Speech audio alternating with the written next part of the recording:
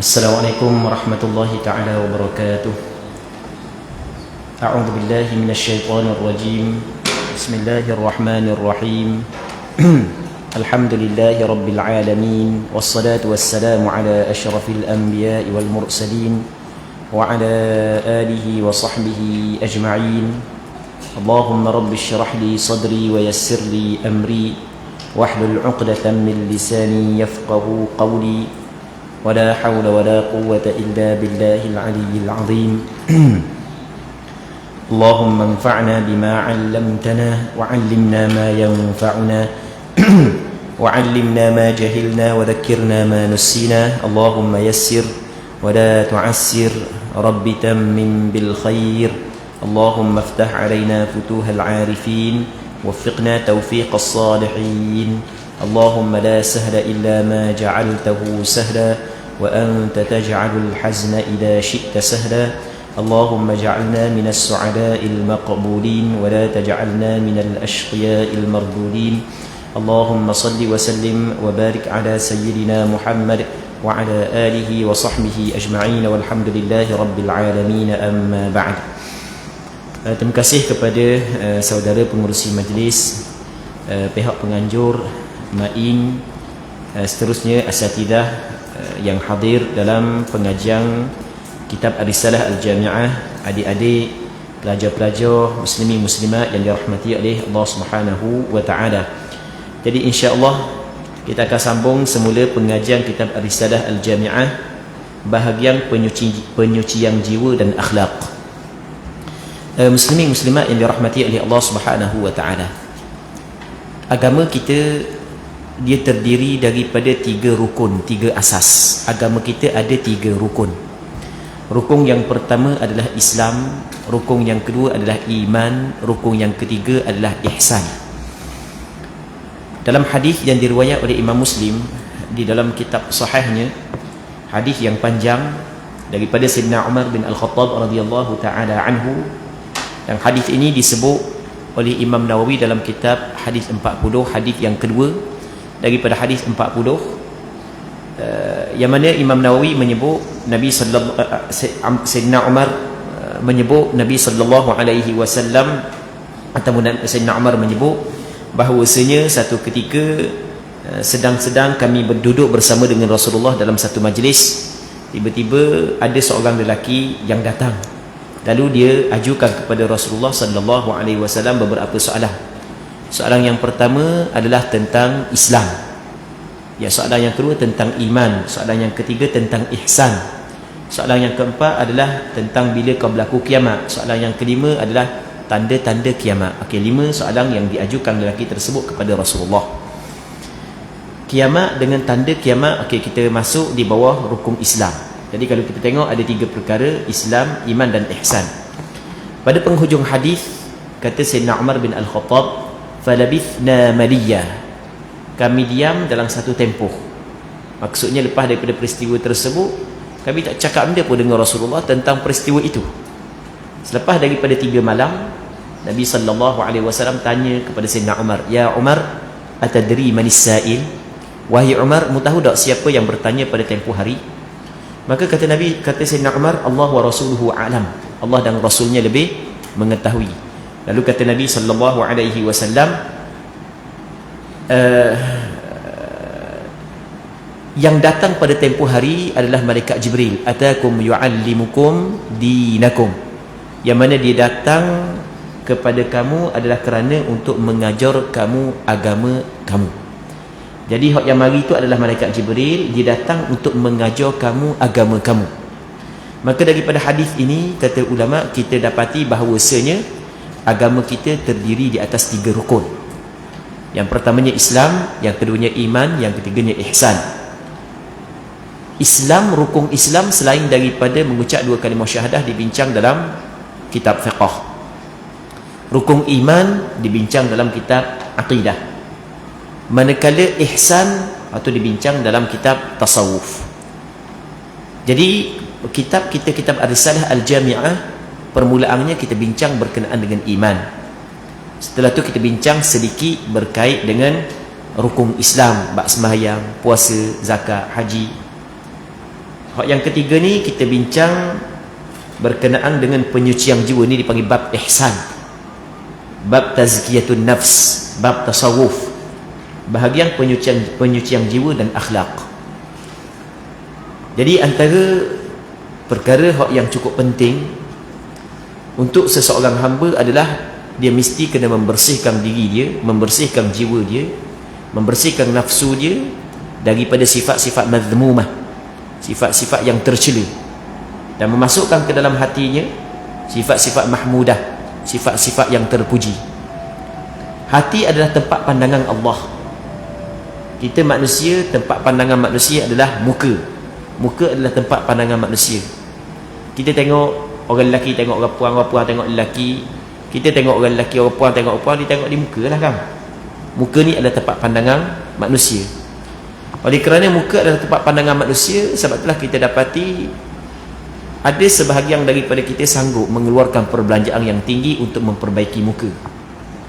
Sampai ke ada hak yang buat pembedahan plastik, hak yang tidak buat pembedahan plastik pun bermacam-macam benda hak yang digunakan untuk mencantikkan muka, kerana muka adalah tempat pandangan manusia.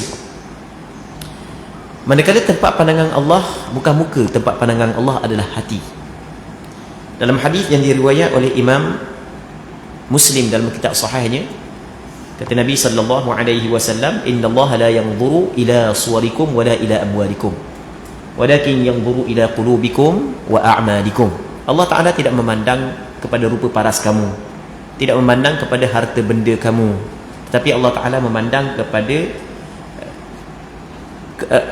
kepada hati-hati kamu dan kepada perbuatan kamu. Jadi hati adalah tempat pandangan Allah. Hati diumpamakan seperti raja. Apabila raja baik, maka rakyat dia akan jadi baik. Pemimpin baik, rakyat akan jadi baik. Kalau pemimpin rosak, maka dengar rakyat akan jadi rosak. Itu disebut oleh Nabi sallallahu alaihi wasallam dalam sebuah hadis yang sahih, ala wa inna fil jasadi mudghah idza salahat salahal jasadu kulluh wa idza fasadat fasadal jasadu kulluh ala wa hiyal qalb. Ketahuilah di dalam diri kita ada seketul daging, iaitu jantung, hati. Apabila baik dia, maka baik segala anggota. Kalau sekiranya buruk dia, maka buruklah segala anggota. Kata Rasulullah, ala wa hiyal qalb. Seketul daging itu adalah jantung ataupun hati. Baik. Jadi bahagian penyucian jiwa dan akhlak. Orang yang mengambil berat dalam penyucian jiwa adalah orang yang berbahagia. Orang yang akan mendapat kebahagiaan di negeri akhirat nanti, kerana dia adalah golongan yang berjaya. Allah Subhanahu wa taala berfirman dalam Al-Quranul Karim, qad aflaha man zakkaha wa qad khaba man dassaha. Sesungguhnya berjaya man zakkaha, mereka yang membersihkan diri dia. Wa qad khaba man dassaha, orang yang mengotor diri dia, maka orang ni bukanlah orang yang berjaya. Baik. Muka surat 40 daripada kitab Ar-Risalah Al-Jami'ah, katanya hifzul qalbi minal ma'asi, menjaga hati daripada maksiat-maksiat. Kita ada maksiat yang dilakukan oleh anggota kita dan ada maksiat yang dilakukan oleh hati. Jadi ada maksiat yang dilakukan oleh anggota kita selain daripada hati, dan ada maksiat yang dilakukan oleh hati. Sebagaimana kita kena jaga anggota-anggota kita yang 7, mata, telinga, lidah, perut, kemaluan, tangan dan kaki daripada melakukan maksiat, begitu juga mesti kita kena jaga hati kita daripada melakukan maksiat. Katanya wahifzul qalbi minal ma'asi wajibun ala kulli muslim, wa kadha hifzul a'dha'i as-sab'ati fardu 'ainin ala kulli muslim. Menjaga hati daripada maksiat-maksiat merupakan kewajipan bagi setiap muslim. Begitu juga memelihara anggota tubuh badan yang 7, ia fardu ain ke atas setiap muslim untuk memeliharanya. Kita ada maksiat yang dilakukan oleh anggota yang 7. Maksud anggota yang 7 adalah mulut. Mulut ni memang cukup bahaya. Mulut ni adalah benda yang cukup bahaya. Antara anggota yang banyak menyumbang kepada neraka, antara anggota yang banyak menyumbang kepada neraka adalah mulut. Satu ketika Rasulullah kata kepada Sayyidina Mu'adz bin Jabal. Kata Rasulullah kepada Sayyidina Mu'adz bin Jabal, Rasul pegang lidah dia, waktu ambil lidah dia pegang. Kata Rasul, kuffa alaika hadha. Rasul kata ni, mu kena jaga ni lidah ni. Lepas tu kata Sayyidina Mu'adz bin Jabal, wa inna lamu'akhaduna bima natakallamu bih. Adakah kita ni juga dihukumkan, dikirakan kesalahan dengan apa yang kita bercakap? Benda yang bercakap ada juga ke dosa pahala? Apa kata Rasul kepada Sayyidina Mu'adz? Thakilatka ummuk, semoga ibumu kehilanganmu. Ini adalah perkataan yang diguna oleh orang Arab, tapi bukanlah bermaksud makna dia yang hakiki. Semoga makmu kehilanganmu.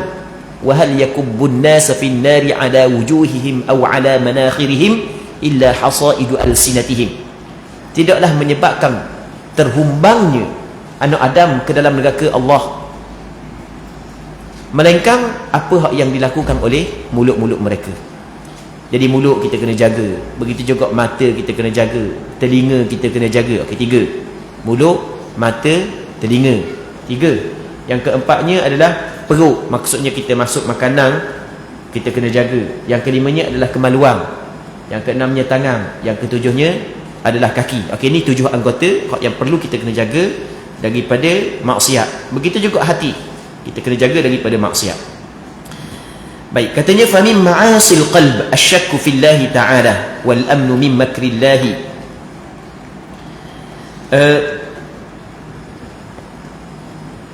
Wal qunutu min rahmatillahi wat takabburu ala ibadillahi ta'ala wal riya'u wal ujbu bi ta'atillahi ta'ala wal hasadu wal hiqdu ala abidillah.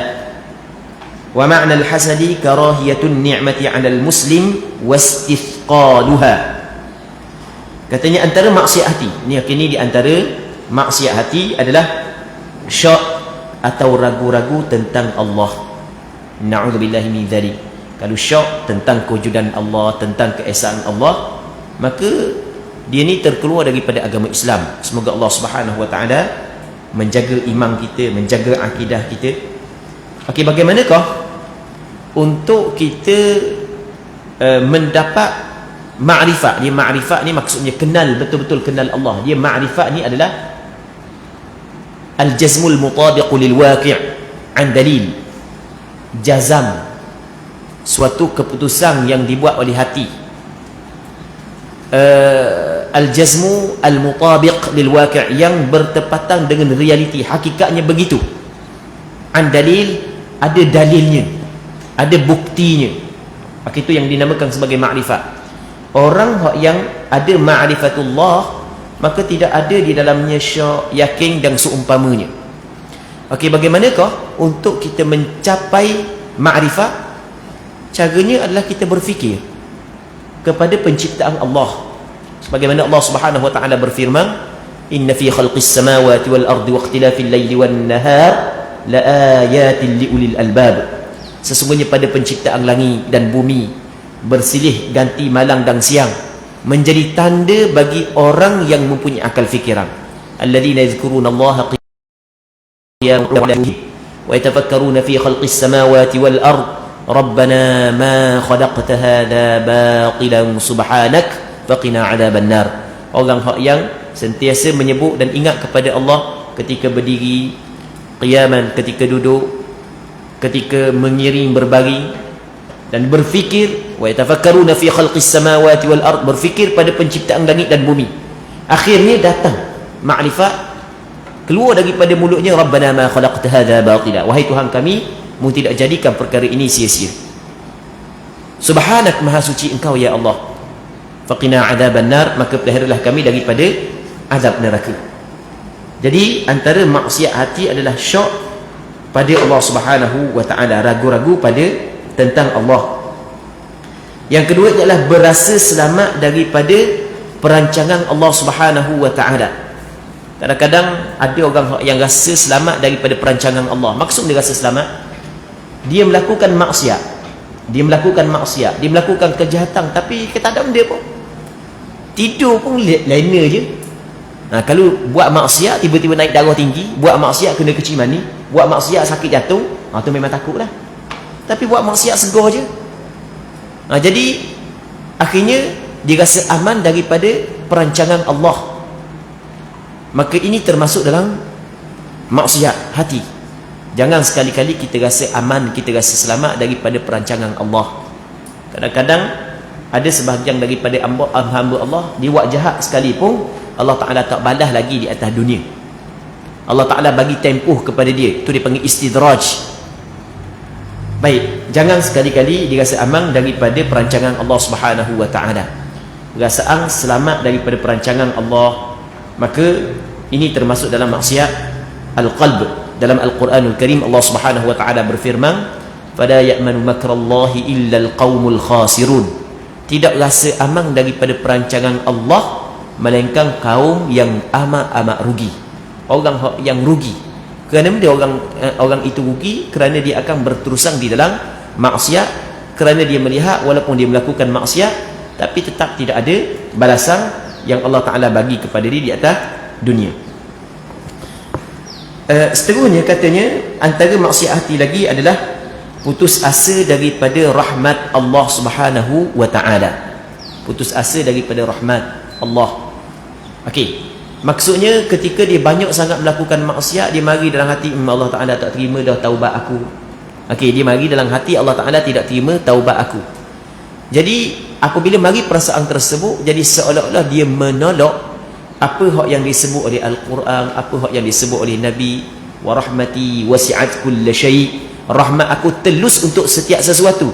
Tiba-tiba Tuhan tak apung dah aku. Itu dipanggil dia putus asa daripada rahmat Allah Subhanahu wa Ta'ala. Orang yang putus asa daripada rahmat Allah adalah orang yang sesat. Ini dia yang disebut oleh Allah Subhanahu wa Ta'ala dalam Al-Quranul Karim, وَمَنْ يَقْنَطُ مِنْ رَحْمَةِ رَبِّهِ إِلَّا الضَّالُّونَ. Surah Al-Hijr ayat 56. Tidaklah mereka yang berputus asa daripada rahmat Tuhannya melainkan orang tersebut adalah orang yang sesat. Jadi rasa aman daripada perancangan Allah salah, maksiat, dan putus asa daripada rahmat Allah juga sesat. Maka hak yang betulnya bagaimana? Yang betulnya kita kena berada di antara perasaan khauf dengan perasaan raja. Kita kena ada perasaan khauf dan ada perasaan raja. Sehingga kan kata ulama, sifat khauf dan raja adalah seperti dua sayap burung yang hamba Allah Ta'ala berterbang dengan menggunakan duanya dalam mengabdikan diri kepada Allah. Cuma dalam hal-hal tertentu, dalam tempat tertentu, kita kena tinggikan khauf berbanding dengan raja. Dan tempat-tempat tertentu kita kena tinggikan raja berbanding dengan khauf. Baik, contoh kita kata nak buat maksiat, tak apalah, Tuhan ampun dosa kita, buat dulu, kita minta taubat pula. Okey, ketika tu kita kena tinggikan sifat khauf, perasaan takut untuk meninggalkan maksiat. Nak mati, dan apabila orang ni sakit nak mati ni, ingat dosa-dosa yang dia buat sebelum ni, malam-malam nak tidur ni, ingat belaka dosa ni. Tegah segar tak ingat semula. Masa tengah nak mati tu, sakit tu, ingat belaka dosa, dah nak tidur, duk mikir. Maka Allah Ta'ala pun dosa aku ni. Itu dipanggil dia panggil putus asa daripada rahmat Allah. Apa yang dituntut ketika tu? Tinggikan sifat raja. Jangan kamu mati, jangan mati, kata Nabi sallallahu alaihi wasallam, la yamut ahadukum, jangan mati seorang di kalangan kamu illa wa huwa muhsinu dhanni billahi ta'ala atau kama qala, melainkan dia bersangka baik kepada Allah Subhanahu wa Ta'ala. Jadi walaupun banyak mana dosa sekalipun, apabila kita bertaubat dengan taubat yang sempurna, pasti Allah Subhanahu wa Ta'ala akan mengampunkan dosa kita. Jadi kita mesti kena ada di antara raja dengan khauf.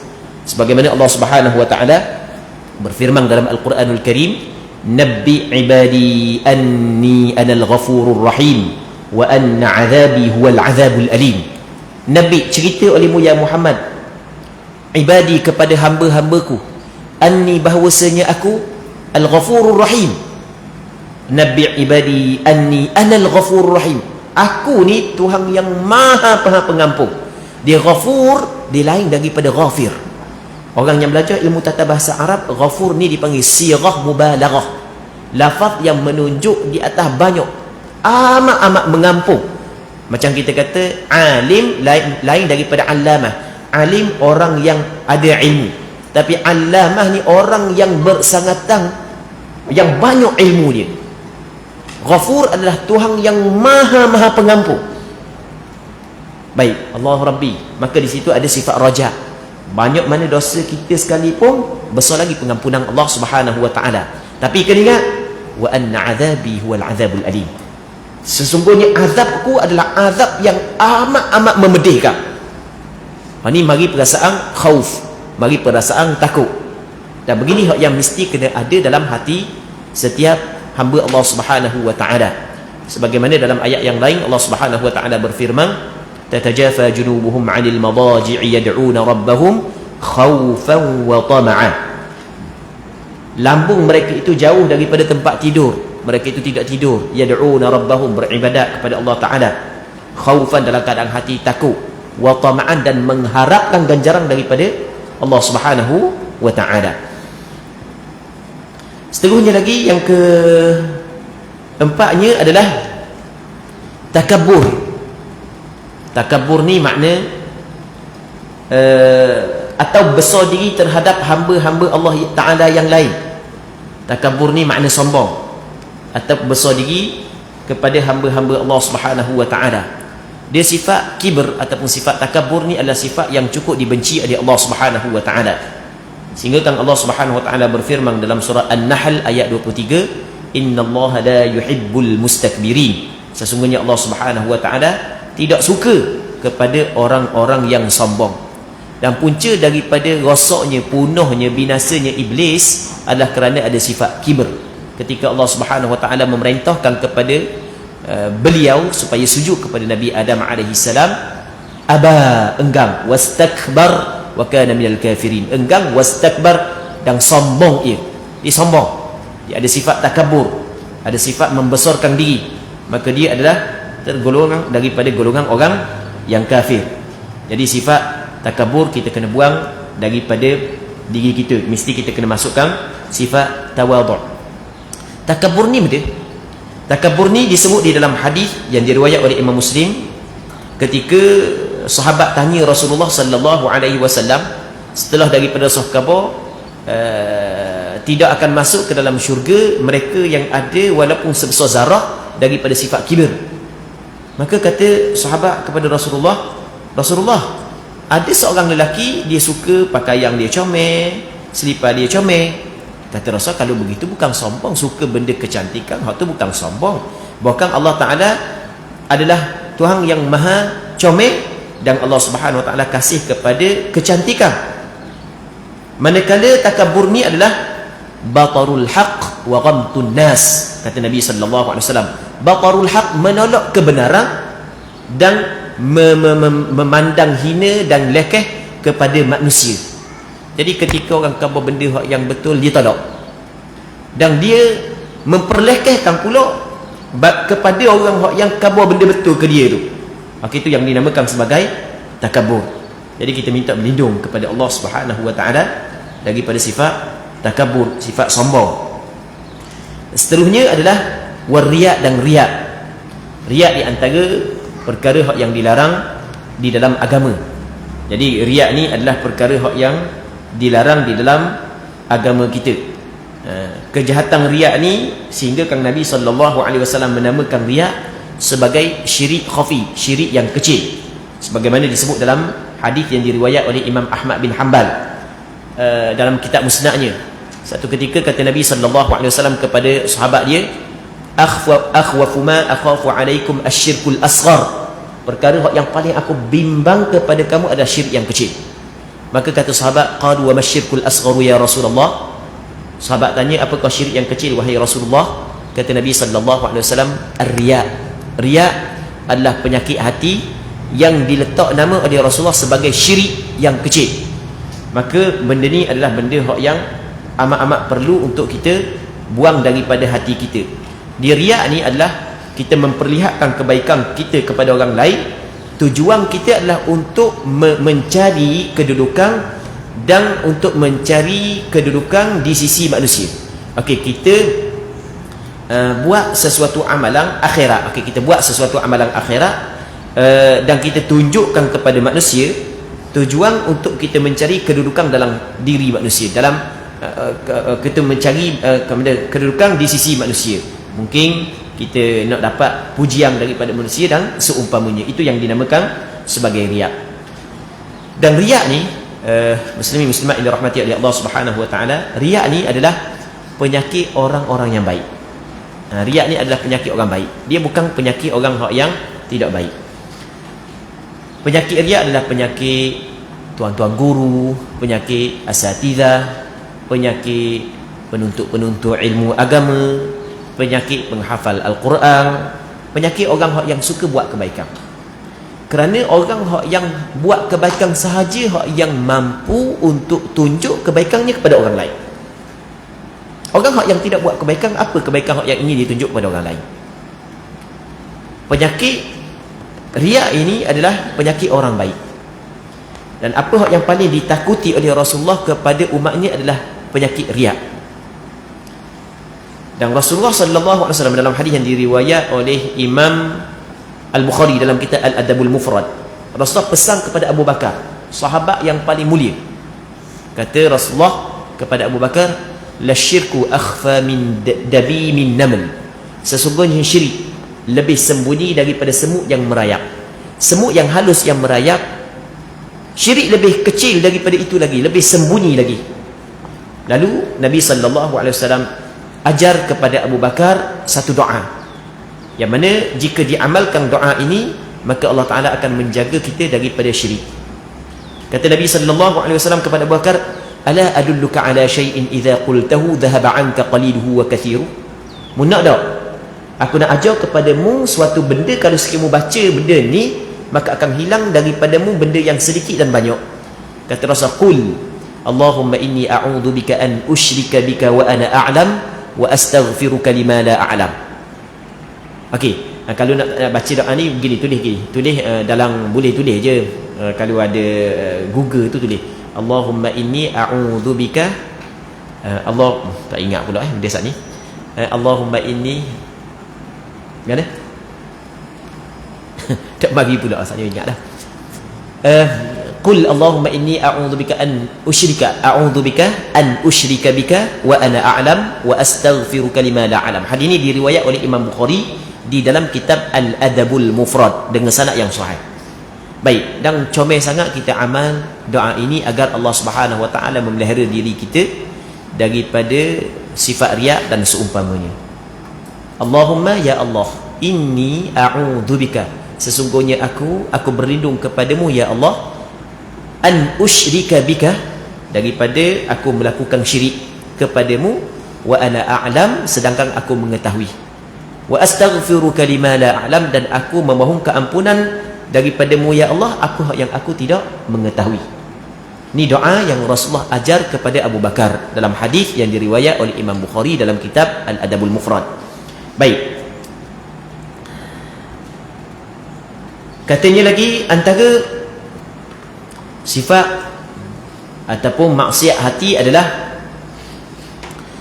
wal ujubu bi ta'atillah, dan perasaan ujub, berasa takjub dengan melakukan ketaatan kepada Allah Subhanahu wa taala. Jadi rasa ujub, maksudnya kagum diri sendiri. Dia tidak melihat bahawasanya itu adalah anugerah yang Allah Ta'ala bagi kepada kita. Baik, bila dia dapat, dia nak tengok, aku alhamdulillah sembahyang tarawih, orang lain buat 8 je, aku buat 20. Lepas tu tahajud pula, biasanya orang tahun bulan Ramadan ni banyak aku boleh buat. Ngaji Quran banyak aku boleh mengaji, boleh duduk dalam majlis ilmu, hebat aku. Ke wali abda aku ni. Wali abda dah. Ke wali aku ni. Okey, tu dipanggil dia ujub. Ujub ni bangga diri. Mari perasaan kagum. Dia tidak melihat itu adalah anugerah yang Allah Ta'ala bagi kepada dia. Tapi kalau seorang itu melihat bahawasanya itu adalah anugerah yang Allah Ta'ala bagi kepada dia, dia tidak akan rasa kagum. Kerana ini adalah kurniaan yang Allah Ta'ala bagi kepada dia. Kita dalam satu hadis yang diriwayat, hadis ini dikeluarkan oleh Imam Tirmizi dalam kitab Sunannya, Imam Ahmad dalam kitab Musnadnya, daripada Sayyidina Mu'adz bin Jabal. Satu ketika Sayyidina Mu'adz bin Jabal minta daripada Rasulullah supaya Rasulullah ajar kepada satu amalan yang dapat memasukkan dia ke dalam syurga Allah, menjauhi dia daripada neraka Allah. Kata Rasulullah kepada Sayyidina Mu'adz bin Jabal, Qala laqad sa'alta 'an 'azim. Mu minta kepada aku ni suatu benda yang besar. Tapi walaupun benda ni besar, wa innahu la yasirun 'ala man yassarahu Allahu 'alaihi. Tetapi benda ni mudah kepada orang yang Allah Taala permudahkan kepadanya. Jadi kita sebenarnya kita melakukan kebaikan yang kita buat ni adalah anugerah dan rahmat yang Allah Ta'ala bagi kepada kita. Bukan tenaga sebenarnya. Bukan kerana aku ni mempunyai tenaga, aku mempunyai kekuatan, bukan. Tapi ia adalah pilihan dan anugerah yang Allah Ta'ala bagi. Kalau kira tenaga, ramai lagi orang yang lebih gagah daripada kita, tapi mereka tidak mampu untuk melakukan kebaikan. Dan kalau kita tengok, contohlah kita buat contoh. Hana buat contoh, biasa buat contoh sembahyang subuh. Kalau kerana tenaga yang dimiliki oleh kita sehingga kita mampu untuk hadir ke masjid sembahyang subuh secara berjemaah, maka pastinya orang-orang muda yang lebih ramai berjemaah di masjid. Tapi ternyata yang berjemaah di masjid orang-orang tua. Kadang-kadang Tok Bilal tu nak azan tu kena batuk dulu. Kong. Tak cakap dak. Tak tubik suara. Ni sakit dada ni. Tapi hak tu yang boleh bagi masjid. Itu benda menunjukkan ia adalah anugerah yang Allah Subhanahu Wa Taala bagi kepada kita. Jadi apabila ia adalah pemberian Allah, bukan daripada kita, tujuan benda kita nak kagum dengan bukan benda yang daripada kita, bahkan ia adalah anugerah daripada Allah. La haula wala quwwata illa billah. Tidak ada daya dan tidak ada kekuatan untuk kita melakukan ketaatan, meninggalkan maksiat, melainkan dengan taufik dan pertolongan daripada Allah Subhanahu Wa Taala. Antara maksiat yang membinasakan seseorang sebagaimana yang disebut oleh Rasulullah dalam hadis yang diriwayatkan oleh Imam Bazzar, Imam At-Tabarani adalah penyakit ujub. Kata Rasulullah, thalathun muhlikatun. 3 perkara ni membinasakan tuang dia. Syuhun muta'un wa hawan muttaba'un wa i'jabul mar'i bi nafsi. Syuhun muta', kedekut yang diikuti. Wa hawan muttaba', hawa nafsu yang diikuti. Wa i'jabul mar'i bi nafsi, dan kagum seseorang dengan dirinya sendiri. Seterusnya, antara perkara yang dilarang oleh agama kita adalah al-hasad. Hasad maksudnya dengki. Hasad maksudnya adalah dengki. Allah Rabbi, dengki ni maksudnya dengki. Dia dengki ni adalah dia mengharapkan nikmat yang dapat oleh saudara dia hilang. Dia tamanni zawalin ni'mati lil ghair. Maksudnya ada dalam hati dia keinginan untuk hilang nikmat yang diperolehi oleh saudaranya. Sebab dia besar sangat dosa hasad. Kerana dosa hasad ni adalah dia mengingkari apa yang ditetapkan oleh Allah. Saudara dia dapat nikmat, siapa yang beri sebenarnya? Allah. Tapi dia tidak suka kepada pemberian tersebut. Sebenarnya dia tidak suka kepada apa yang Allah Ta'ala putuskan. Sebab tu besar dosa hasad. Dan Allah Subhanahu Wa Taala mengajar kepada kita supaya kita berlindung daripada kejahatan hasad, dengki. Sebagaimana dalam Al-Quranul Karim, ayat yang boleh dikatakan kesemua kita ingat, wa min syarri hasidin idza hasad, dan daripada kejahatan pendengki apabila dia berdengki. Dan di sana ada penyakit ain. Ada penyakit ain. Yang Nabi SAW menyebut al-ainu haq, penyakit ain adalah benar. Yang mana penyakit ain kadang-kadang dia terjadi kerana perasaan dengki. Dia dengki je, maka sakit orang yang dia dengki. Dan kalau dengar daripada cerita sahabat-sahabat di Sabah ni, jadi bermakna masih ada lagi penyakit orang di Sabah terkena penyakit ain.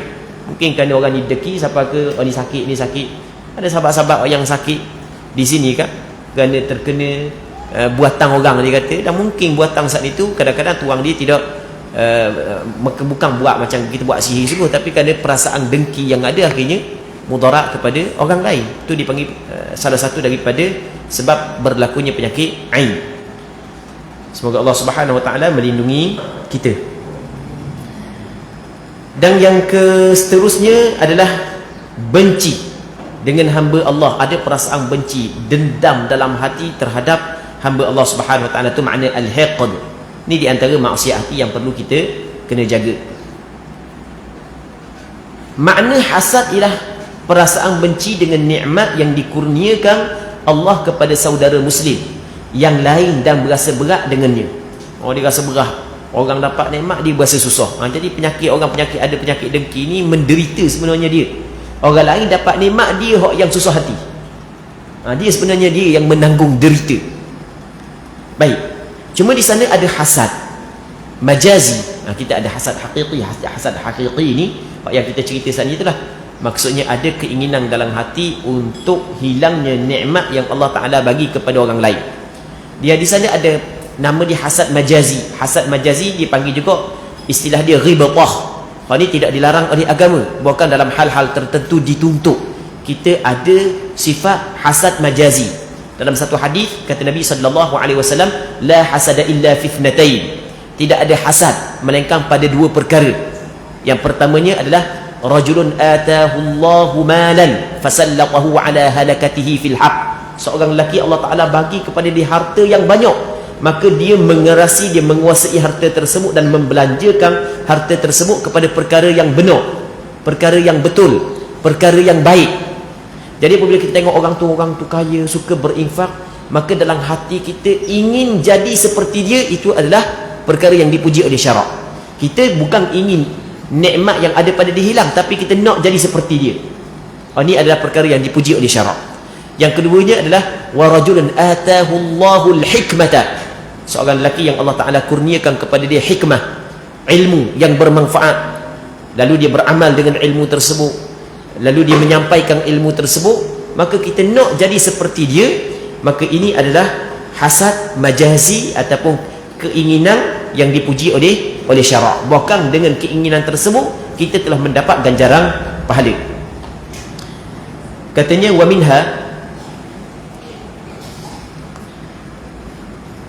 minha al-israru ala ma'asiyatillahi wal bukhlu bima awjaba Allah ta'ala wa su'u dhanni billahi wa bi khalqillah wa at-tasghiru lima 'azzama Allah min ta'atin aw ma'siyah aw qur'anin aw 'ilm aw jannatin aw nar wa kullu dhalika min al-ma'asi wal khaba'ith al-muhlikat bal ba'du dhalika mimma yudkhilu fil kufr wal 'iyadu billahi ta'ala min dhalik. Dan antara lainnya adalah al-israru ala ma'asiyatillah, bertekad untuk melakukan maksiat. Di israr, makna israr ni mengekalkan maksiat. Antara maksiatnya adalah bertekad untuk melakukan maksiat. Dalam hati masih lagi ada keinginan untuk melakukan maksiat. Kita buat maksiat rasa, lepas tu keinginan untuk melakukan maksiat yang seumpamanya juga termasuk di dalam maksiat. Yang keduanya adalah dan bakhil dengan perkara yang diwajibkan oleh Allah. Dia kalaulah kita bakhil bukan perkara yang diwajibkan, hak tu bukanlah haram. Jadi kita benda yang diwajibkan, kata keluar zakat sebagai contoh, bagi nafkah kepada keluarga kita sebagai contoh. Kalau kita kerku bagi nafkah kepada keluarga kita kerku untuk keluar zakat, maka itu adalah maksiat. Baik. Antaranya lagi adalah bersangka buruk terhadap Allah, bersangka buruk terhadap Allah dan bersangka buruk terhadap hamba-Nya Allah Subhanahu wa ta'ala. Jadi apa hak yang Allah Subhanahu wa ta'ala, dia biasanya bersangka buruk kepada Allah Ta'ala ni berlaku ketika mana orang itu diuji. Ketika berada dalam kesenangan, tak ada, jarang orang sangka buruk. Tapi apabila diuji, maka dia bersangka buruk kepada Allah Subhanahu wa ta'ala. Itu juga termasuk dalam maksiat. Dalam hadis yang diriwayat oleh Imam Muslim, Nabi SAW pesan kepada kita, la yamut ahadukum illa wa huwa muhsinudh dhanni billah.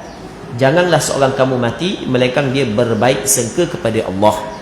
Jadi ketika dia nak mati saat itu, duk ingat banyak sangat maksiat, Allah Ta'ala tidak ampun dah dosa dia, mempah neraka dah dia, na'udzubillah min dzalik, maka sebenarnya itu adalah bersangka buruk kepada Allah, juga termasuk dalam maksiat. Apa hak yang dituntut kepada dia adalah bersangka baik kepada Allah Subhanahu wa ta'ala. Ketika ni, sebagaimana hak yang kita sebut tadi, mesti dia kena meninggikan sifat raja berbanding dengan sifat khauf. Baik. Dan sangka buruk kepada hamba Allah. Dalam Al-Quran Allah Subhanahu wa ta'ala berfirman, ya ayyuhalladzina amanu jtanibu katsiran minadh-dhanni inna ba'dadh-dhanni itsm. Wahai orang-orang yang beriman, hendaklah kamu menjauhi daripada sangka buruk. Sesungguhnya sebahagian daripada sangka buruk itu dosa. Jadi hati suka bersangka buruk terhadap hamba Allah. Tapi kalau jelas dia buat kesalahan, jelas memang tengok depan mata buat kesalahan, tak boleh juga nak sangka buruk, kena sangka baik. Tu orang berakal tak nak memikir begitu. Nampak jelas dia buat kejahatan, buat maksiat, tak boleh kita kena sangka baik, tak boleh kita kena sangka. Tu tidak betul. Tu kita tipu akal kita sendiri. Kita tipu diri kita sendiri. Dah jelas dia buat maksiat. Sebab itulah kita ada istilah dia mengubah kemungkaran, mengingkar kemungkaran. Dalam hadis yang diriwayatkan oleh Imam Muslim, kata Nabi sallallahu alaihi wasallam, "Man ra'a minkum munkara." Sesiapa yang melihat kemungkaran dari kalangan kamu. Ulama ketika mensyarahkan hadis ini, walaupun Rasul kata ra'a, tapi ulama kata man ra'a ay man 'alima. Sesiapa yang mengetahui. Kalau dia tidak tengok tapi dia tahu, tetap mengambil hukum yang sama. Jadi kalau tengok maksiat, tengok kemungkaran, tahu berlaku kemungkaran, maka falyughayyirhu biyadihi, hendaklah ubah dengan tangan. Bukan kena bersangka baik. Bukan kena bersangka baik. Jadi tengok dia minum arak, gok minum arak saat ni, tu dia orang yang warah, tak apa kita bersangka baik. Bersangka baik. Tengok dia berzina, kita bersangka baik. Itu tak kena sebenarnya. Apa yang diwajibkan kepada kita adalah kita cegah kemungkaran. Dia bersangka baik dituntut, bersangka baik kepada hamba Allah Ta'ala dituntut. Tapi kalau benda tu jelas maksiat, maka tidak lagi ada bersangka baik di situ. Bahkan menjadi kewajipan kepada kita adalah mencegah kemungkaran tersebut. Sekurang-kurangnya adalah kita benci di dalam hati. Seterusnya kata dia lagi, memperlekehkan perkara yang dimuliakan di sisi Allah daripada amalan kebaikan ataupun maksiat. Apa yang dituntut kepada kita adalah kita menta'azimkan syiar agama. Wa man yu'azzim sya'airallah fa innaha min taqwal qulub. Sesiapa yang memuliakan syiar, tanda-tanda agama Allah, maka sebenarnya ia lahir daripada ketakwaan yang ada dalam hati. Dalam surah Al-Hajj ayat 30, Allah Subhanahu wa taala berfirman, "Wa man yu'azzim hurumatillahi fahuwa khairul lahu 'inda rabbih." Sesiapa yang memuliakan kemuliaan Allah, benda yang Allah Taala muliakan, maka itu adalah baik baginya di sisi Tuhannya. Menjadi kewajipan kepada kita, setiap benda yang mulia di sisi agama kita, kita kena muliakan. Memperlekehkan, menghinakan perkara yang dimuliakan di sisi Allah, termasuk dalam maksiat hati. Daripada amalan kebaikan atau maksiat, ada orang siapa ke bermain-main dengan sembahyang, bermain-main dengan ibadat-ibadat tertentu. Kadang-kadang hanya nampak pada buat lakonan dengan ibadat-ibadat tertentu. Sebenarnya itu adalah suatu benda yang dilarang oleh agama. Amalan kebaikan atau maksiat, Al-Quran, menghina Al-Quran, tidak memuliakan Al-Quran, dia mulia ni perasaan dalam hati, sebab tu dia letak dalam maksiat hati. Atau memperlekehkan ilmu, memperlekehkan syurga, memperlekehkan neraka. Baik.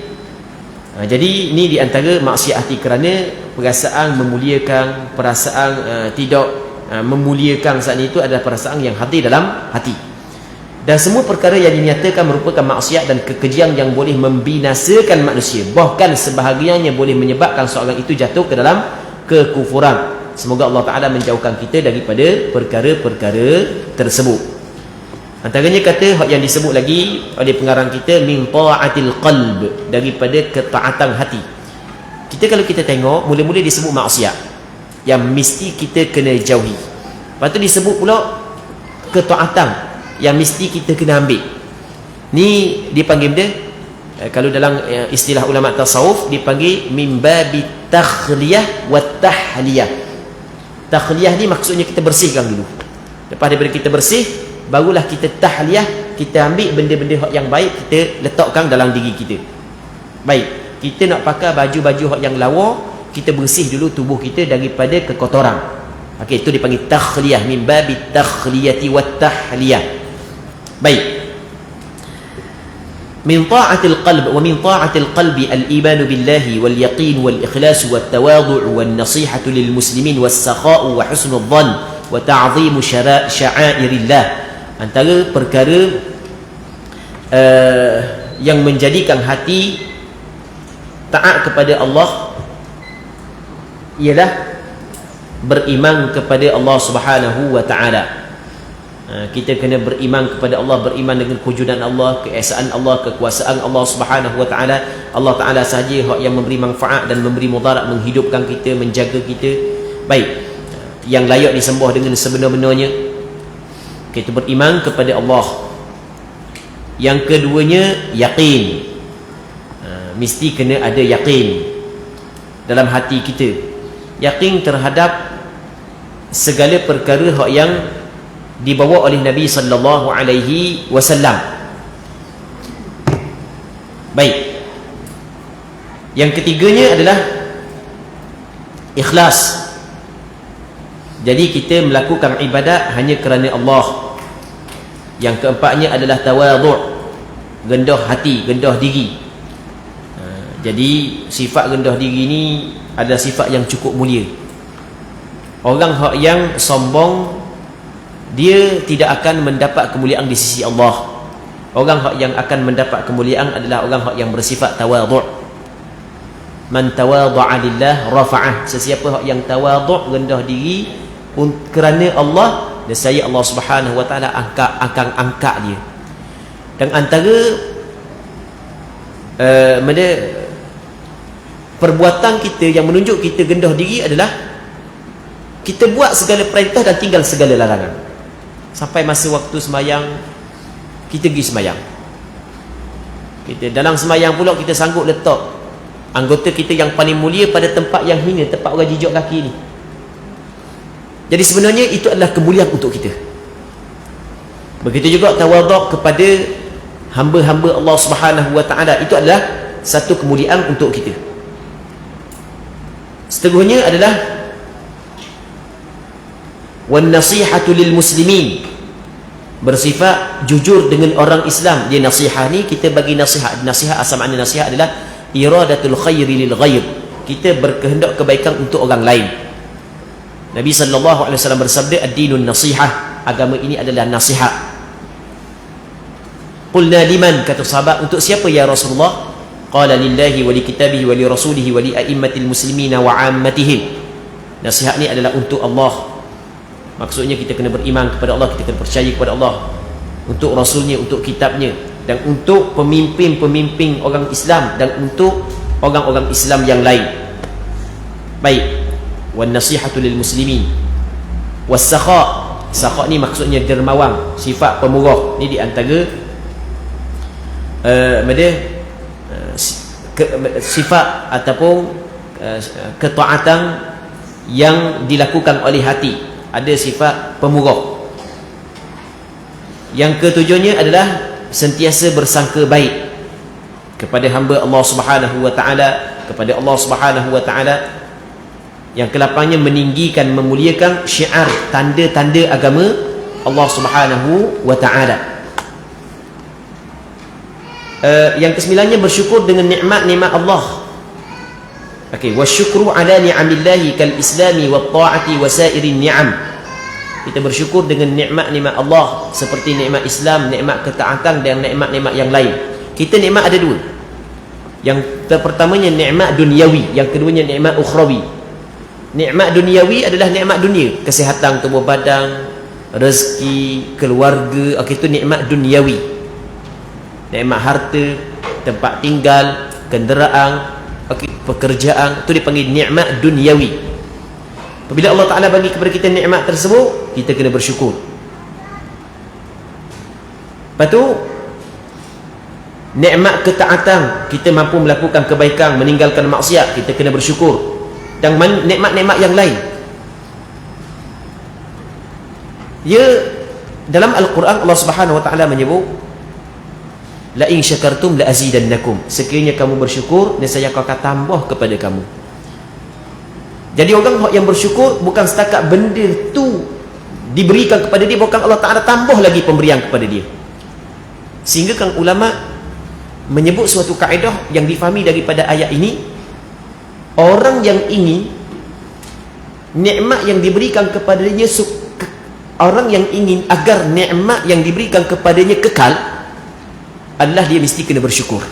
Sehingga ulama menyebut qayyidu ni'amakum bisyukri, ikatkan nikmat-nikmat yang Allah Ta'ala bagi kepada kamu dengan syukur. Baik, seterusnya katanya was-sabru 'alal bala' mithlul amradi wal mihani wa mautil ahibbati wa faqdil mali wa tasalluqin nasi was-sabr 'ala ta'ati was-sabru 'anil ma'asi wath-thiqatu bir-rizqi minallahi wa bughdud dunya wa 'adawatun nafsi wasyaitan. Yang ke-10 adalah sabar atas ujian, seperti ujian sakit, malapetaka, kematian orang yang dicintai, kehilangan harta dan dikuasai ataupun ditindas oleh manusia yang lain. Dia sabar, dia terbagi kepada 3. Yang pertama, sabar dalam melakukan ketaatan, sabar di dalam meninggalkan maksiat, sabar di dalam menghadapi ujian Allah Subhanahu wa Ta'ala.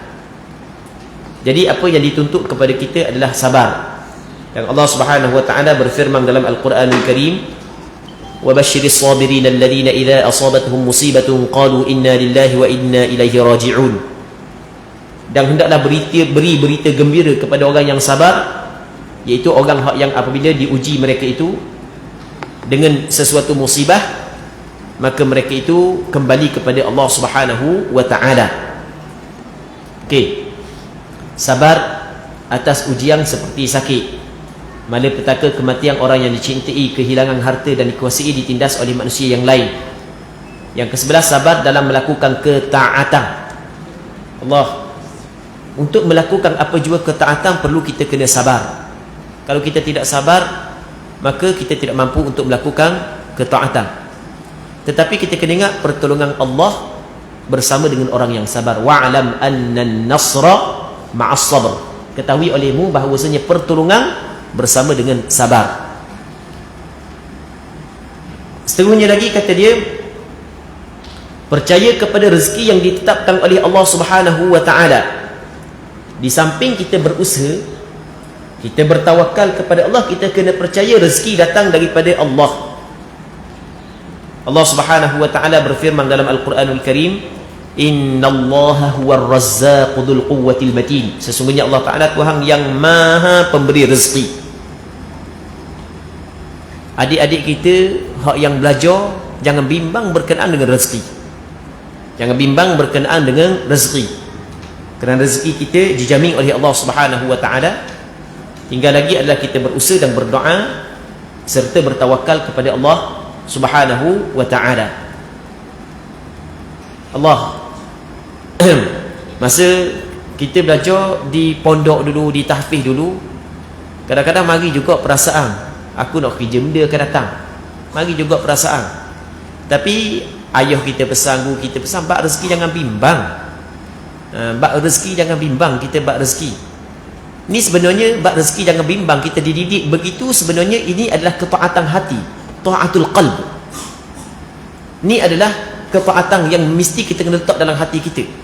Sebab Allah Subhanahu wa Ta'ala Razzaq, Tuhan yang maha pemberi rezeki.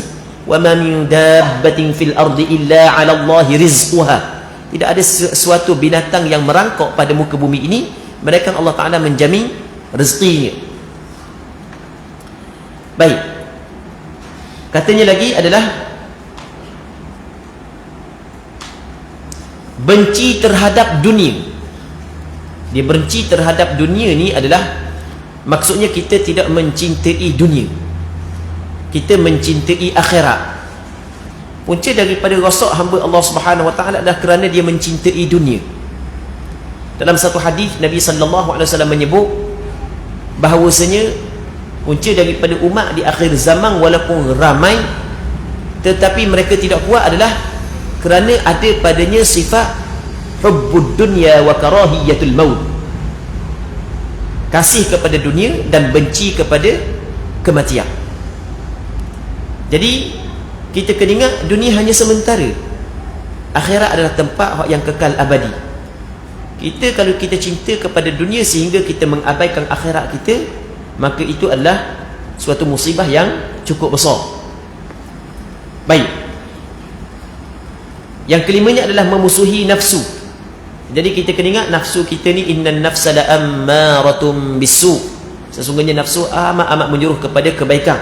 Jadi benda yang nafsu kita suka, kita kena berhati-hati, sebab nafsu amat menyuruh kepada kejahatan. Innan nafsa la'ammaratum bisu, sesungguhnya nafsu amat menyuruh kepada kejahatan. Jadi kita kena memusuhi nafsu kita, kita kena berhati-hati semua kepada nafsu kita. Dalam hadis yang lain, dalam satu hadis kata Nabi sallallahu alaihi wasallam, huffatil jannatu bil makarih wa huffatin naru bis syahawat. Syurga dilingkungi dengan perkara yang dibenci oleh hawa nafsu, manakala neraka dilingkungi perkara yang disukai oleh hawa nafsu kita. Jadi kita kena berhati-hati dengan nafsu kita. Sama juga dengan syaitan, kita kena memusuhi syaitan.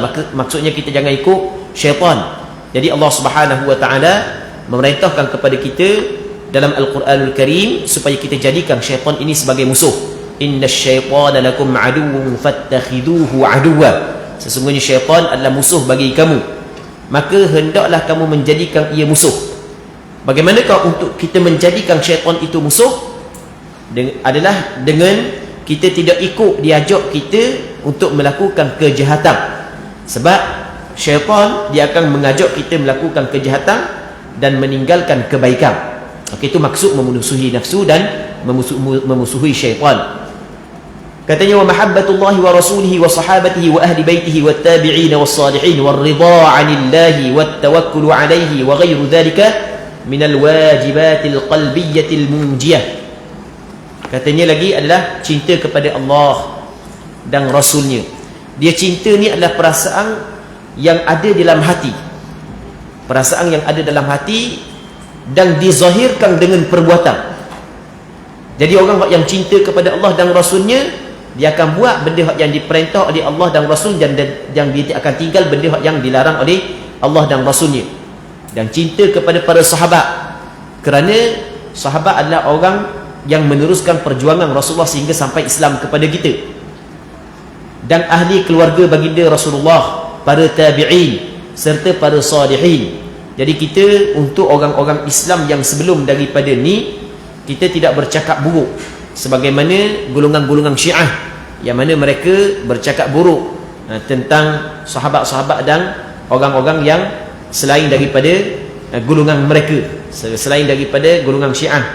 Baik, seterusnya adalah sentiasa redha kepada Allah. Redha kepada Allah Subhanahu wa taala bukanlah perkara yang kecil, perkara yang cukup besar. Jadi benda yang Allah Subhanahu wa taala bagi kepada kita, semuanya kita redha. Ini adalah satu martabat yang cukup tinggi. Baik, ada sebahagian daripada kita apabila bertembung di antara redha kepada Allah dan redha kepada manusia, dia mendahulukan redha kepada manusia berbanding redha kepada Allah. Baik, sedangkan apa yang dituntut kepada kita adalah kita mendahului redha Allah. Kata Nabi sallallahu alaihi wasallam, manil tamasa ridallah bi sakhatin nas wa kalahu Allahu ilan nas. Tapi wa manil tamasa ridwan nas bi sakhat, manil tamasa ridallah bi sakhatin nas kafahu Allahu mu'natan nas, wa manil tamasa ridwan nas bi sakhatillah wa kalahu Allahu ilan nas. Sesiapa yang mencari keredaan Allah di dalam kemurkaan manusia, maka Allah Subhanahu wa taala akan menjaga dia daripada kejahatan manusia. Manakala orang yang mencari keredaan manusia dalam kemurkaan Allah, maka Allah taala akan biarkannya. Jadi apabila bertembung di antara keredaan manusia dengan keredaan Allah, maka kita dahulukan keredaan Allah di atas keredaan manusia. Seterusnya adalah bertawakal kepada Allah. Kita dalam apa jua perkara yang kita buat, yang kita usaha, kita bertawakal kepada Allah, kita serah kepada Allah Subhanahu wa taala. Dan lain-lain perkara daripada perkara yang wajib yang boleh menyelamatkan hati kita, ataupun daripada perkara yang wajib yang berkait dengan hati yang dapat menyelamatkan diri kita. Itu yang betul, minal wajibatil qalbiyah, kewajipan-kewajipan yang dilakukan oleh hati, al-munjiyah yang dapat menyelamatkan dia, yang dapat menyelamatkan tuangnya daripada neraka Allah Subhanahu wa taala. Okey, habis berkenaan dengan maksiat hati, tinggal lagi last sekali, dia akan cerita pula tentang maksiat anggota yang 7, ma'asil jawarih. Wa amma ma'asil jawarih, adapun maksiat anggota, kita silap terjemah pula, ada dah terjemahan dia kan. Wa amma ma'asil jawarih fa ma'asil batn mithlu akli riba wa syurbi kulli muskirin wa akli malil yatim wa kulli ma harrama Allah min al-ma'kulati wal mashrubati wa qad la'ana Allah wa rasuluhu akil riba wa kull man a'ana ala aklihi wa la'ana sharib al-khamri wa kull man a'ana ala syurbiha hatta al-ba'i'a laha. Maksudnya maksiat perut. Ini maksiat perut dulu. Katanya misalnya, misal maksiat perut adalah makan riba. Makan riba. Riba ni kadang-kadang kita tahu riba, cuma perincian riba tu mungkin bukan semua kita tahu. Mereka ustaz-ustaz, orang yang belajar dah, dia tahulah perincian riba. Di riba dalam mazhab Imam Syafi'i terbahagi kepada 4. Yang pertamanya ribal qard, riba hutang.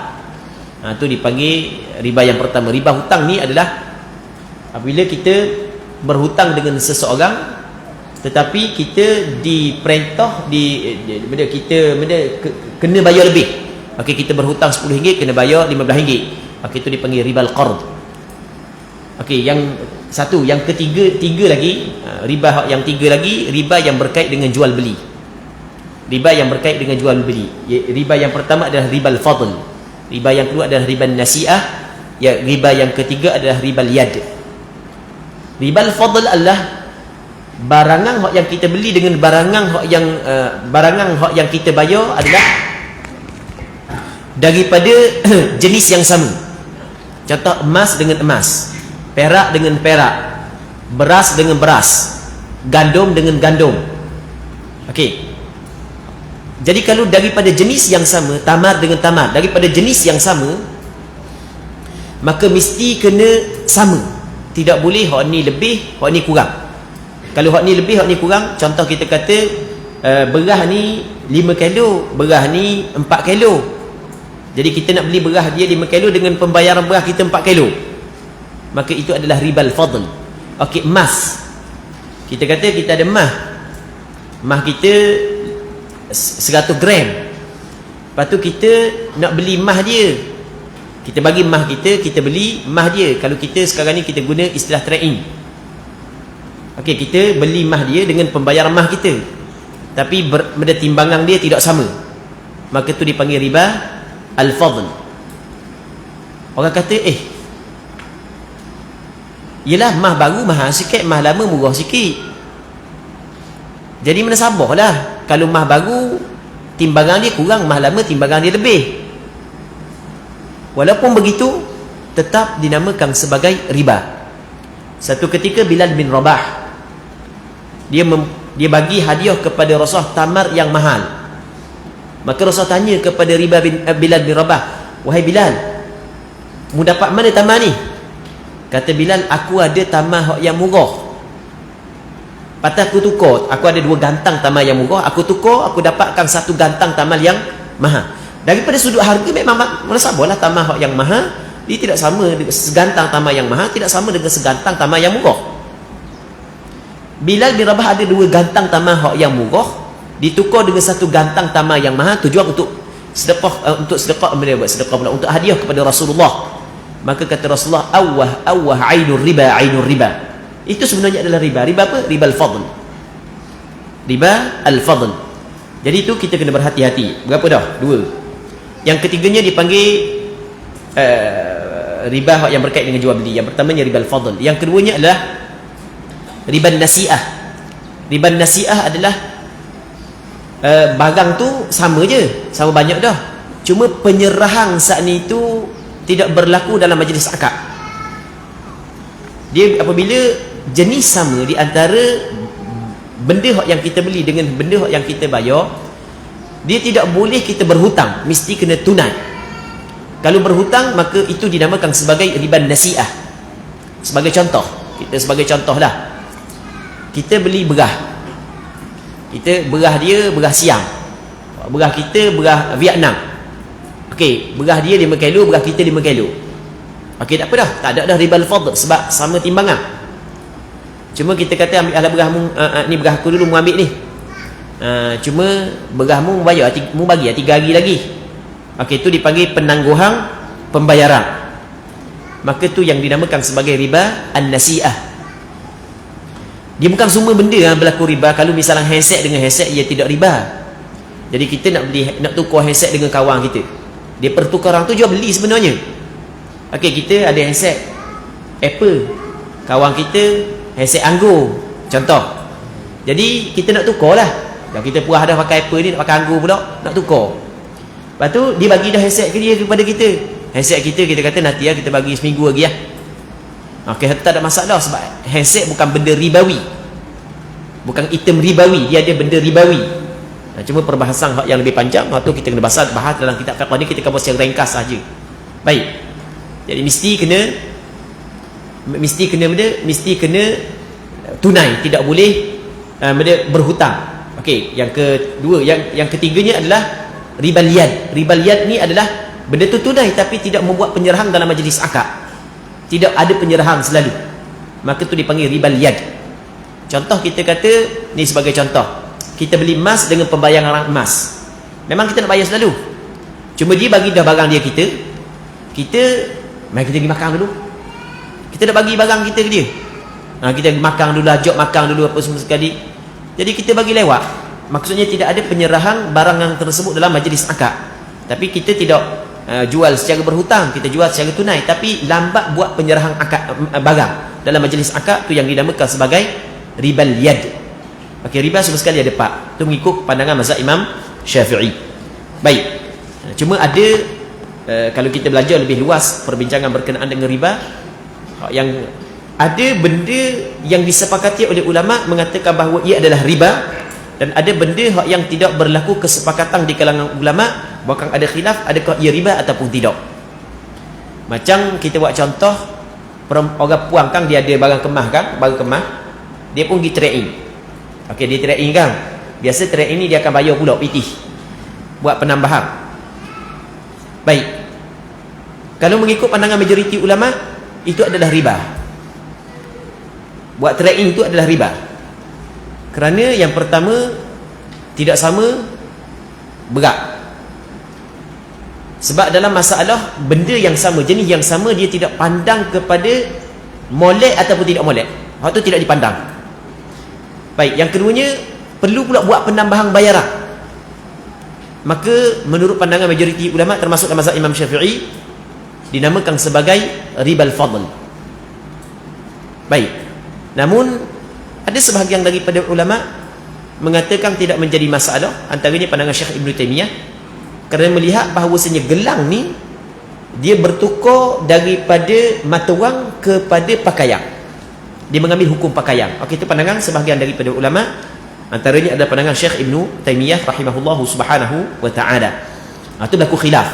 Sebaik-baiknya kena berhati-hatilah. Orang puang kalau nak buat trading, cara dia adalah jual dulu. Itu cara dia, jual dulu barang kita. Apabila kita dapat duit, maka baru kita beli balik barang dia. Okey, itu cara dia untuk selamat, untuk keluar daripada khilaf. Betul lagi pandangan majoriti ulama dia mengharamkan perkara ini. Baik. Cuma perbincangan lebih panjang waktu kena masuk dalam perbincangan fiqh. Antara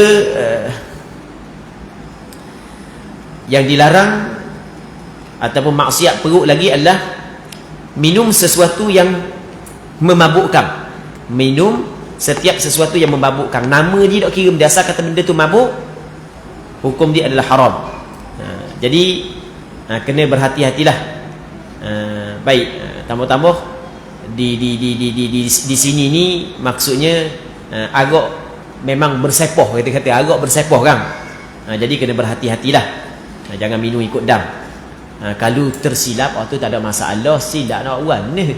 Kita orang Semenanjung, kita ingat dalam kedai saat ni tu air biasa je kita minum, beli 2 tank. Minum mabuk, tu nak wan ni. Ada sebahagian daripada sahabat tu dia kata ni cerita lama lah. Dia naik ke kereta api, atas kereta api tu dia ada orang siang, dia jual sate babi. Dia jual sate babi. Kawan tak tahu bahawa sedap beli je. Beli makan, siap cerita sedap sate sini. Rupanya sate babi. Tak salah. Tak ada sebab dia tak tahu. Rezeki dia tu boleh makan. Baik.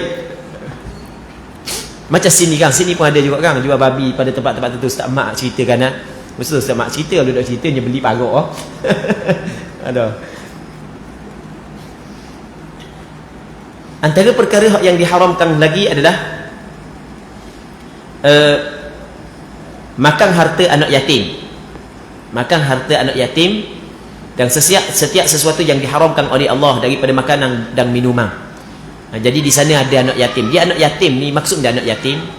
Anak yatim ni adalah seorang yang kematian ayahnya. Dia kalau kematian ibu, dia tidak panggil yatim. Yatim ni adalah orang yang tidak ada ayah dan dia belum balik. Kalau balik dah, maka dia bukan yatim. Yatim adalah dua syarat. Kematian ayah yang pertama, yang keduanya adalah belum balik. Kata Rasulullah, la yutma ba'da al-ihtilam.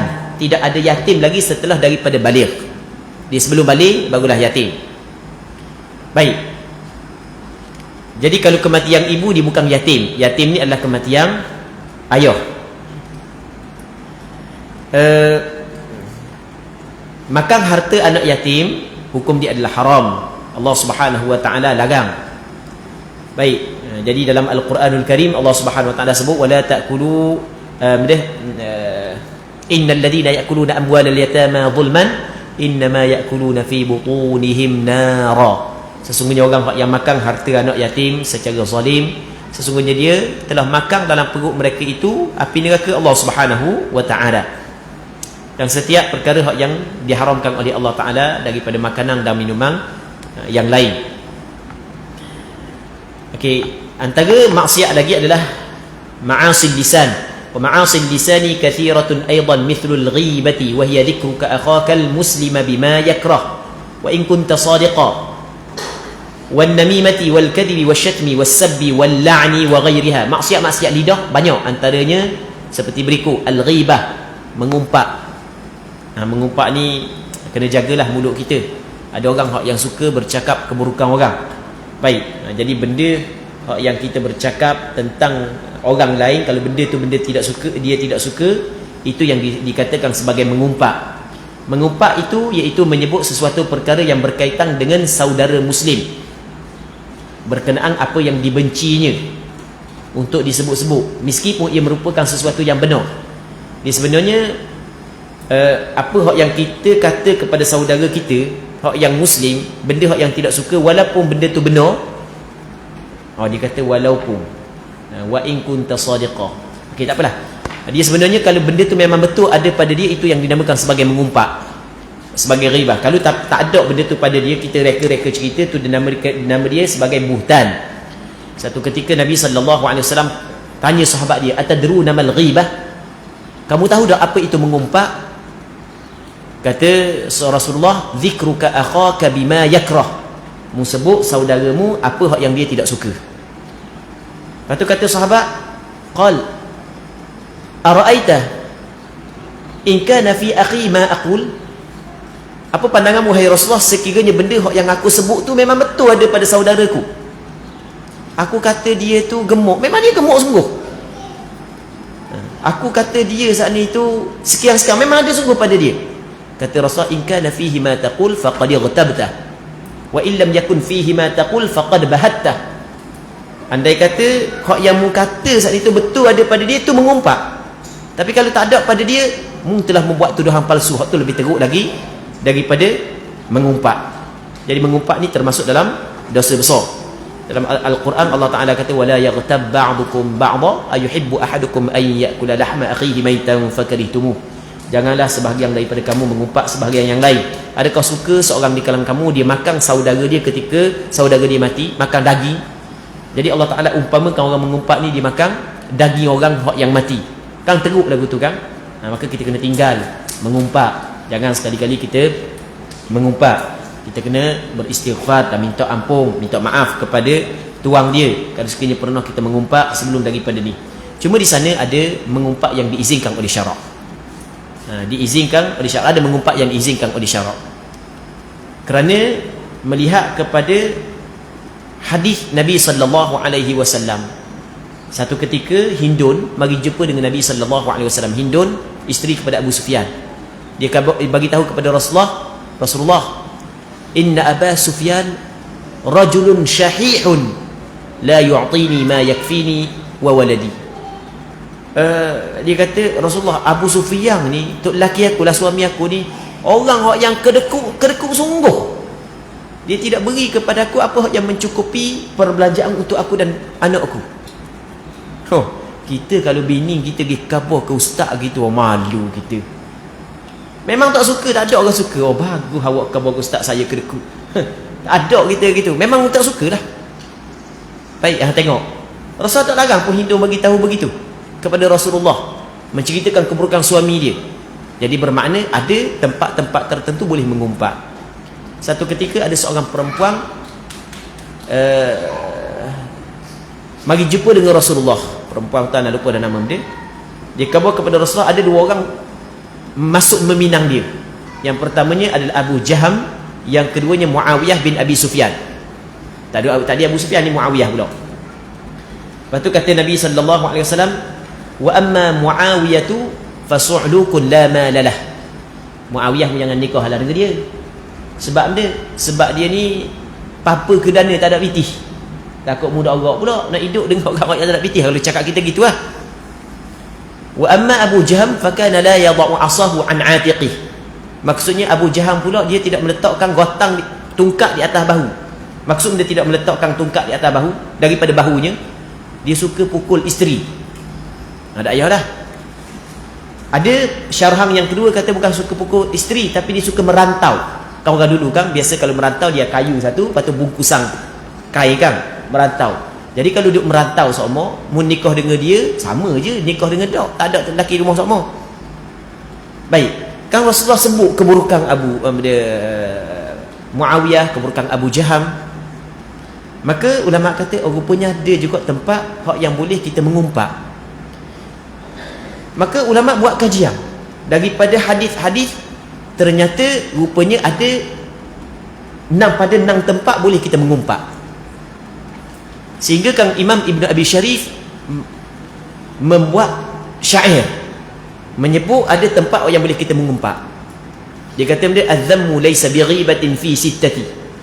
Kita kata korang, kita cela korang, kita mengumpat korang, bukanlah dikirakan mengumpat yang dilarang oleh agama pada 6 tempat. Az-zammu laysa bighibatin fi sittati. Yang pertamanya mutadhallimin. Kita mengadu hal kerana kita dizalimi, kita mengadu hal kepada orang lain yang mana orang lain saat itu dapat menghilangkan penganiayaan orang buat kepada kita. Jadi kita akan sebut keburukan orang. Okey, mutadhallimin. Tak ingat. Az-zammu laysa bighibatin fi sittati mutadhallimin wa muhadzirin wa mu'arrifi. Allah tak ingatlah syair dia. Okey, cuma kita buat ringkasan. Yang pertamanya mutadhallim, orang yang dianiayai, tiba-tiba dia cerita kepada orang lain tentang penganiayaan orang lain terhadap dia, maka waktu dibolehkan. Yang keduanya adalah muhadzir, dia dah memberi peringatan kepada orang lain. Punya kawan dengan dia. Apa kawan dia? Dia ngisak tau. Dia kuat minum arak punya kawan dengan dia. Kan keburukan orang. Okey, waktu tak apa sebab kita nak memberi peringatan. Lepas tu wa mu'arrifi, nak memperkenalkan. Jadi kalau tidak sebut keburukan orang tak kenal. Saya nak mari sini, saya nak cari kawan saya. Memang saya dulu kawan lama dengan dia, tapi lama tak jumpa dia. Nama dia sekian. Nama dia Ahmad. Nama dia kita kata Sa'id. Orang Sabah kata Sa'id sini ni dalam kampung ni ada 300 orang Sa'id. Hak mana Sa'id? Takkan kita nak jumpa belaka 300 orang. Sa'id ni tubuh dia gempal sikit. Kalau gempal 50 orang, alah padang dah. Mata dia gitu sikit, mata gitu ada 8 orang. Jadi kita sebutlah ke benda-benda yang dia tidak suka saat itu adalah untuk memperkenalkan. Okey, itu tidak menjadi masalah. Okey, itu mu'arrifi. Berapa dah? 3. Lepas tu wa mustaftin, orang yang meminta fatwa. Dia jumpa dengan ulama, tanya hal keluarga dia, minta nasihat, dia akan cerita beberapa keburukan yang berlaku dalam keluarga dia. Kalau tidak, mungkin orang tidak dapat jawab bagaimana nak menyelesaikan masalah dia. Kita boleh. Pak. Yang kelima adalah walimudhirin fisqa, orang yang memang dia menzahirkan kejahatan dia. Dia memang menzahirkan kejahatan dia. Memang keburukan yang dia buat tu dalam TikTok ada. Contoh, dalam TikTok ada. Orang yang menzahirkan keburukan dia, maka dia sendiri tidak menyembunyikan keburukan dia, maka tidak menjadi masalah kita mengumpat, kerana dia tidak menyembunyi keburukan dia. Okey, 5. Yang keenamnya adalah wali izalati munkari, untuk menghilangkan kemungkaran. Kita tengok ada kemungkaran berlaku, kita bagi tahu kepada ketua kampung untuk menghilangkan kemungkaran tersebut, kerana kita tidak mampu untuk menghilangkan sendiri, tapi kita bagi tahu kepada polis, maka waktu dibolehkan. Baik. Seterusnya lagi kata dia mengadu domba. Mengadu domba ni jadi batu api, penyebab berlaku perbalahan. Berlaku perlawanan di antara kawan-kawan rapat. Ada orang begitu suka jadi batu api. Ini memang bahayalah, mengadu domba. Namimah. Yang seterusnya adalah menipu. Benda yang betul lain, dia bagi tahu lain, menipu. Ini benda yang dilarang oleh agama. Kata Nabi SAW, iyyakum wal kadhib, fa innal kadhiba yahdi ilal fujur, wa innal fujura yahdi ilan nar. Kamu kena jaga dirimu daripada menipu, kerana menipu akan membawa kepada kejahatan, kejahatan akan membawa kepada neraka Allah Subhanahu wa taala. Wasyatm, mencela dan memaki. Maki itu, maki ni. Wasyatm wasab wal la'ni wa ghairiha, dan melaknat dan selain daripada melaknat. Ni mulut kena jaga. Mulut kena jaga. Dan kalau bab mulut ni, perempuan lah lebih lagi kena jaga, sebab perempuan ni dia kekuatan mulut dia memang hebat. Dan ni yang disebut oleh Rasulullah, yang disebut oleh Rasulullah. Kata Rasulullah sallallahu alaihi wasallam, ya ma'syarun nisa tasaddaqna fa inni uritukunna akthar ahli nar. Wahai para perempuan, hendaklah kamu bersedekah, perbanyakkan bersedekah. Rasul bagi penawar kepada perempuan, penawar daripada racun yang sering kali dilakukan oleh perempuan. Hendaklah kamu bersedekah wahai perempuan untuk mengubati racun dan penyakit yang ada pada dirimu.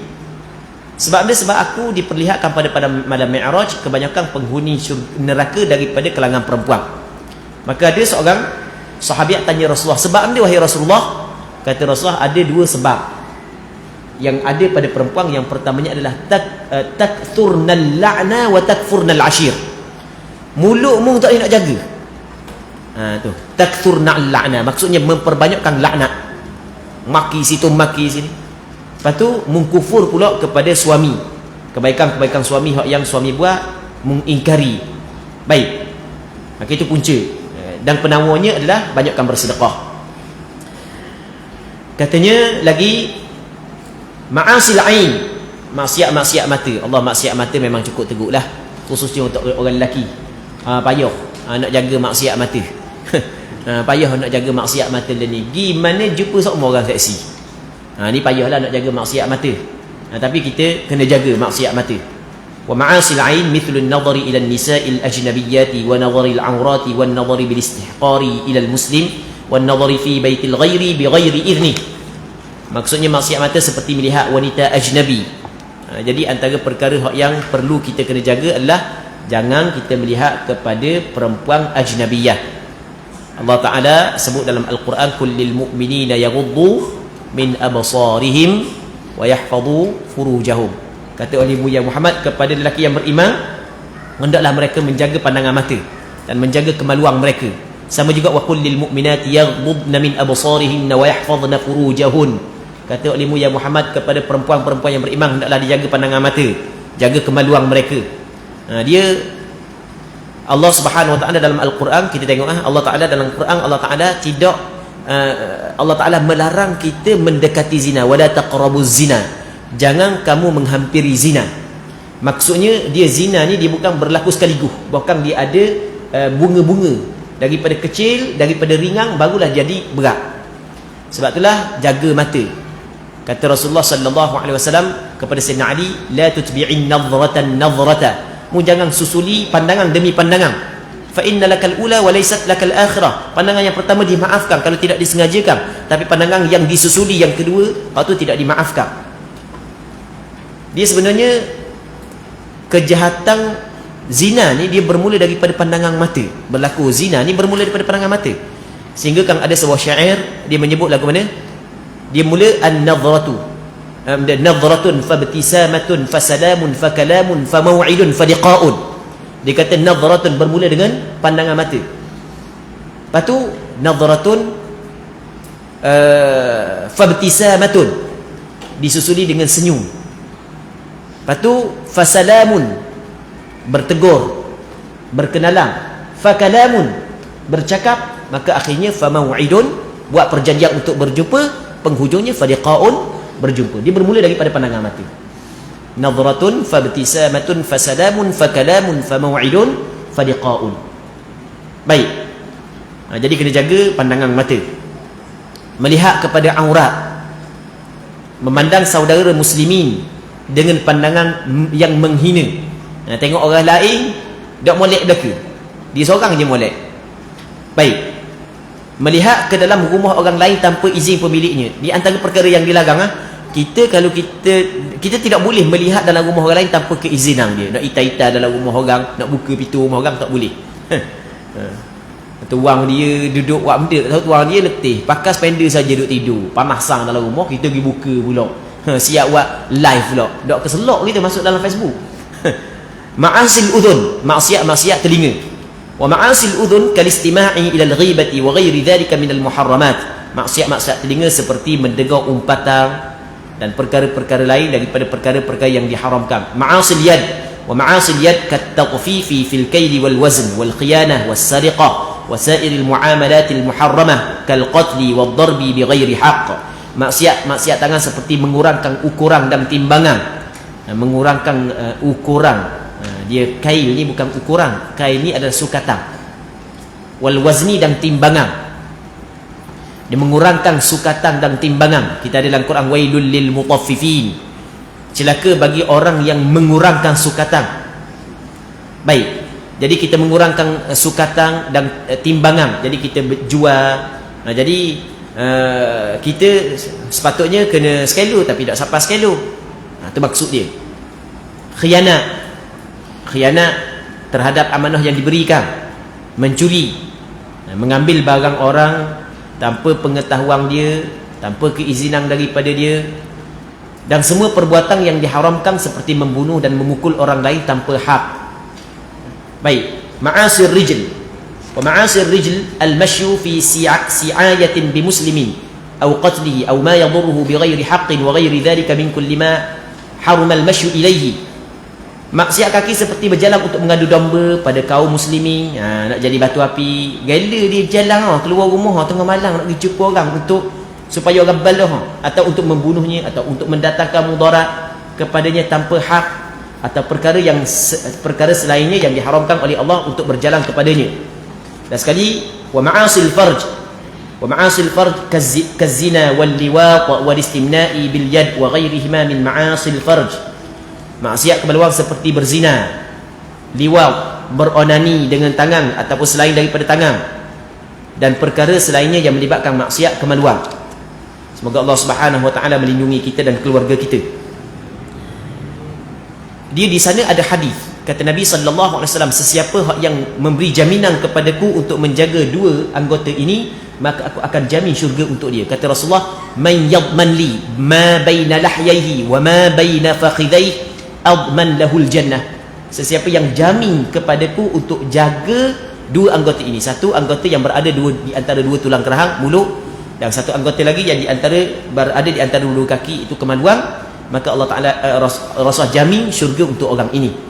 Baik.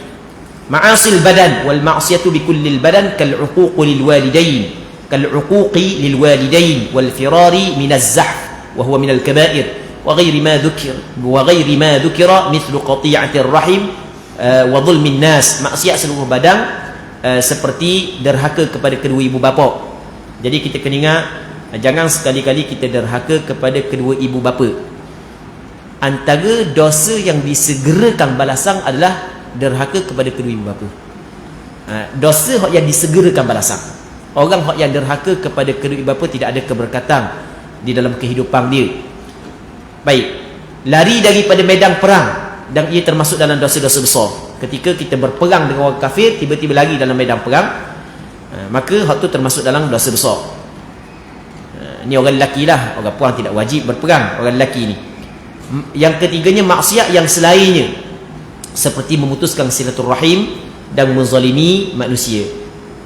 Katanya wallahul muwaffiq wal mu'in, bukan wallahi ya, wallahul muwaffiq mubtada, wallahul muwaffiq wal mu'in lima yuhibbu wa yarda, wa sallallahu ala sayyidina Muhammadin wa ala alihi wa sahbihi wa sallam.